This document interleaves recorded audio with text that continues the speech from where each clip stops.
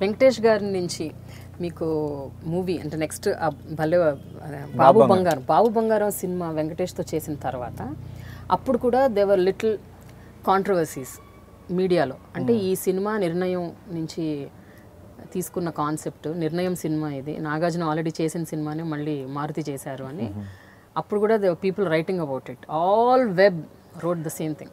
ఇక్కడ ఒకటేనండి, నేను నిర్ణయం తీసుకున్నానా ఏం తీసుకున్నాను అనేది పక్కన పెడితే సినిమాలో నాకేంటంటే ఒక జాలి పోలీసు అన్నవాడు నిర్ణయంలో ఉండడు, లేకపోతే ఇంకోటి దాంట్లో ఉండడు, ఎక్కడ ఉండడు.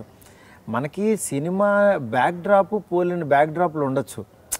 ఇప్పుడు ఒక హీరోయిన్ ఫాదర్ని పట్టుకోవడం అనే కాన్సెప్ట్, ఒక జాలి పోలీస్ అనేవాడు ఒక హీరోయిన్ ఫాదర్ని క్యాచ్ చేయడానికి వెళ్ళాడు. హీరోయిన్ పడే కష్టాలు చూసి వాళ్ళకి హెల్ప్ చేసి వాళ్ళ ఫాదర్ని కాపాడే సిచ్యువేషన్కి వెళ్ళాడు. ఇది నా కథ. ఈ కథ నిర్ణయంలో ఉండదు. ఇది నేను కథ ఎత్తేయాలనుకుంటే నిర్ణయాన్ని యాజ్ ఇట్ ఈజ్ తీసేయచ్చు.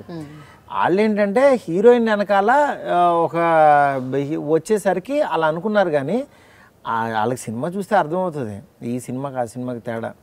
బట్ కొంతమంది అనుకుంటూ ఉంటారు, ఇప్పుడు ఏదన్నా ఒకటి జరిగినప్పుడు దాంట్లో మనం లోపం చూపించవచ్చు, ఇది చూపించవచ్చు, అదంతా మన చేతుల్లోనే ఉంటుంది. అయితే ఇప్పుడు సోషల్ మీడియా ఇంత విస్తృతంగా వచ్చేసింది, మీరు సోషల్ మీడియాని తీసుకొని ఎప్పుడైనా అంటే ఇలాంటి మీ మీద ఎటువంటి కామెంట్స్ వచ్చినా లేకపోతే మీ గురించి ఏమన్నా అన్నా కూడా మీరు ఫేస్బుక్లో ట్విట్టర్లలో మీరు ఎందుకు ట్వీట్ చేయరు? అసలు నేను చాలా తక్కువగా అబ్జర్వ్ చేస్తున్నాను. You don't much talk about your film or ఎవరైనా ఏమన్నా అంటే దానికి కొంచెం ఒక ఎక్స్ప్లెనేషన్ ఇవ్వటం.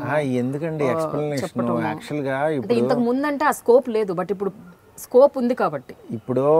ఇప్పుడు నేను కనుక పొద్దున్నే షాప్ ఓపెన్ చేసినట్టు నన్ను తిట్టండి, నేను ఇప్పుడు మీకు ఆన్సర్ ఇస్తూ ఉంటాను, నన్ను పొగడండి, నేను థ్యాంక్స్ చెప్తుంటా అని నేను కనుక పొద్దున్నే నా పనులన్నీ మానుకుని నా సినిమా తీయడం పక్కన పెట్టి వీళ్ళకి సమాధానాలు చెప్పడం కూర్చుంటే ఖాళీగా ఉన్న ప్రతి ఒక్కడు ఇస్తూ ఉంటాడు. ఏంటి ఏం చేస్తున్నారు అంటాడు, బాగున్నాను, నువ్వేం చేస్తున్నావు అని.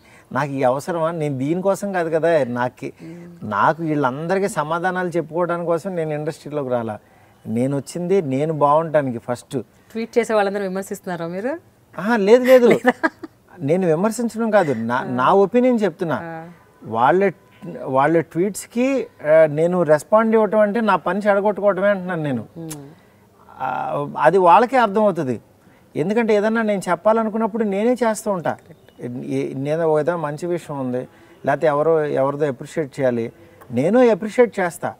అలా అని చెప్పి నువ్వు అది ఎందుకు తీసావంటే నేను అది ఎందుకు తీసానంటే అని ఎక్స్ప్లెయిన్ చేయడం మొదలెట్టాను అనుకోండి.